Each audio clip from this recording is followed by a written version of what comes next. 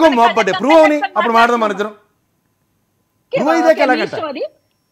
అంటే ఆయనని ఎగ్జాంపుల్ గా తీసుకొని ప్రతి కార్యకర్త బిహేవ్ చేస్తారంటే ఇంకా ప్రతి కార్యకర్త స్కాములు చేయాల్సిందే.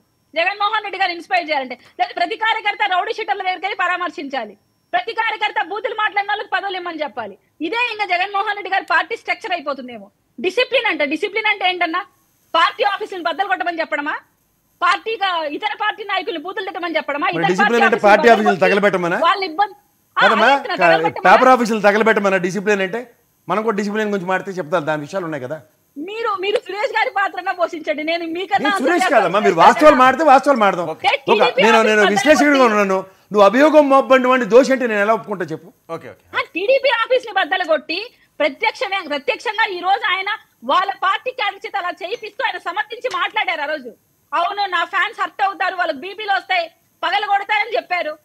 ఇటువంటి ఎంకరేజ్ చేసే పొలిటీషియన్స్ ఉండాలా ఈ రాజకీయాలలో? మీరు చెప్పండి ఆ మాట, నేను చెప్పడం కాదు.